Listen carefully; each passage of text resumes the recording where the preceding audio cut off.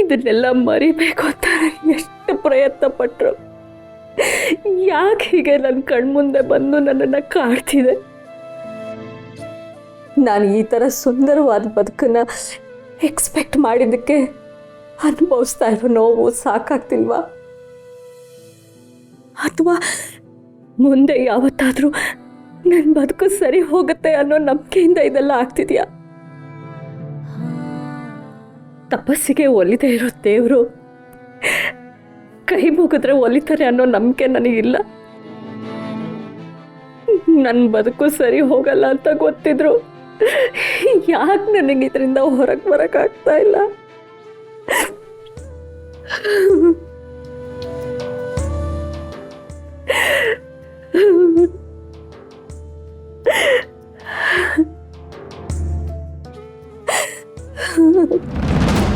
ಅಮ್ಮ,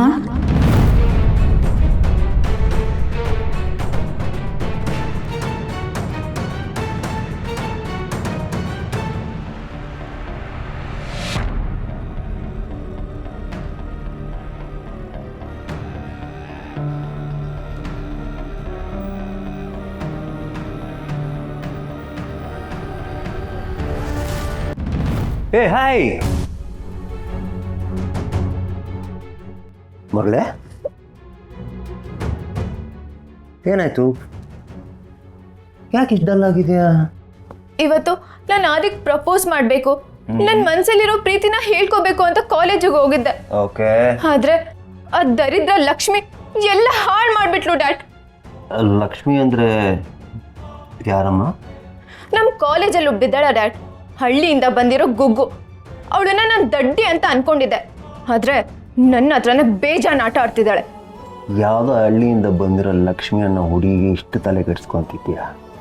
ಯಾರೇ ಅಡ್ಡ ಬಂದು ಆದಿ ನಿನ್ನ ಅವನು ಒಂದು ಸಲ ನಿನ್ನ ಪ್ರೀತಿಗೆ ಬಿದ್ದರೆ ಈ ಥರ 100 ಲಕ್ಷ್ಮಿಗಳು ಬಂದರು ನಿನ್ನ ಪ್ರೀತಿಗೆ ಯಾರು ಅಡ್ಡ ಬರಲ್ಲ. ಲಕ್ಷ್ಮಿ ಹೋಗು, ಪ್ರೆಸ್ ಮಾಡು. ಯಾರದು ಲಕ್ಷ್ಮಿ? ಹಳ್ಳಿಯಿಂದ ಬಂದಿರೋ ಒಂದು ಗುಬ್ಬಿ ಸುಮ್ಮನೆ ಹಾರಾಡಿ ಹಾರಾಡಿ ಒಂದು ದಿವಸ ರೇಖೆ ಕತ್ತರಿಸ್ಕೊಂಡು ಬಿದ್ದೋಗ್ತಾಳೆ. ಈ ದೇವಕ್ಕೆ ಯಾಕೆ ನಾನು ಅಷ್ಟು ಸಲ ಫೋನ್ ಮಾಡಿದ್ರು ರಿಸೀವ್ ಮಾಡ್ತಾ ಇಲ್ಲ? ಹಾಗಂತ ಎಷ್ಟು ದಿವಸ ನಾನು ಅವಾಯ್ಡ್ ಮಾಡ್ತೀಯ? ನನ್ನಿಂದ ತಪ್ಪಿಸ್ಕೊಳ್ಳೋದು ಅಷ್ಟು ಸುಲಭ ಅಲ್ಲ. ನಿನ್ನ ಕಾಪಾಡೋಕ್ಕೆ ಯಾರೂ ಬರೋದಿಲ್ಲ. ನಿನ್ನ ಆಟ ಆಡಿಸೋ ರಿಮೋಟು ನನ್ನ ಹತ್ರ ಇದೆ.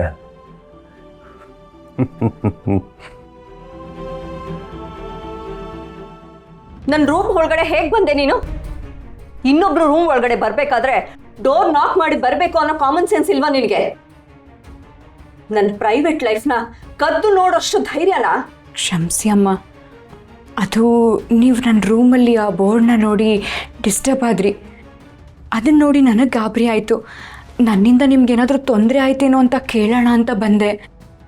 ನೀವು ಈ ಪರಿಸ್ಥಿತಿ... ಅದೆಲ್ಲ ನಿನಗೆ ಬೇಕಾಗಿಲ್ಲ. ಇದು ನನ್ನ ಜೀವನ, ನನ್ನ ರೂಮು. ಇಲ್ಲಿ ನಾನು ಏನು ಬೇಕಾದರೂ ಮಾಡ್ತೀನಿ.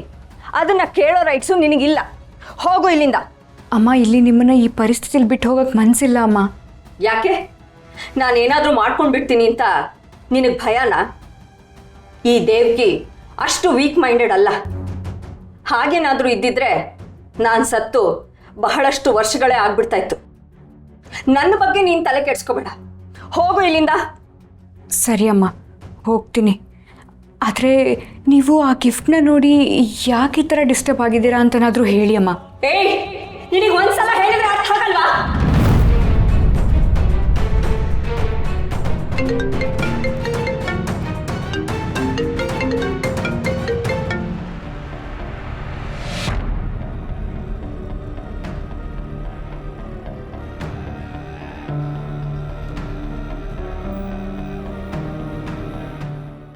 ಅಮ್ಮ, ಅದು JS...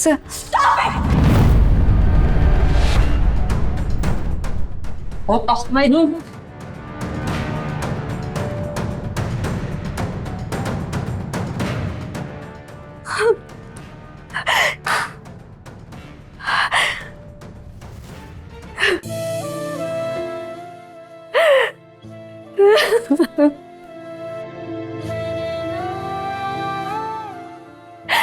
ಯಾಕೆ ಯಾಕೆ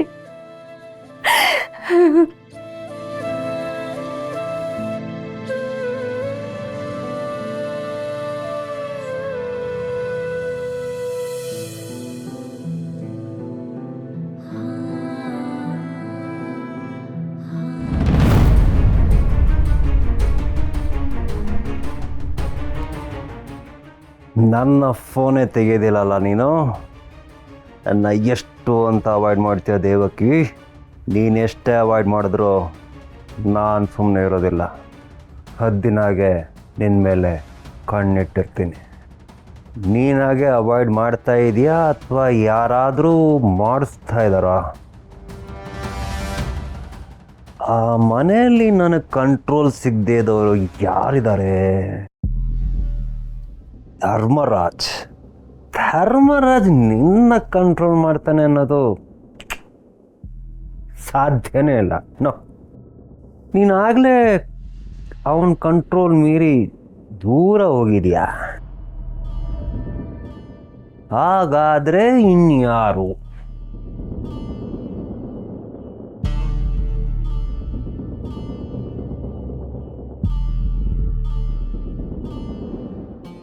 ನೀನಾ ನೀನಾ ನೀನಾ ನೀನಾ ನೀನಾ ನೀನಾ ನೀನಾ ನೀನಾ ನೀನಾ ನೀನಾ ನೀನು ನೀನು ನೀನು ನೀನು ನೀನು ನೀನು ನೀನು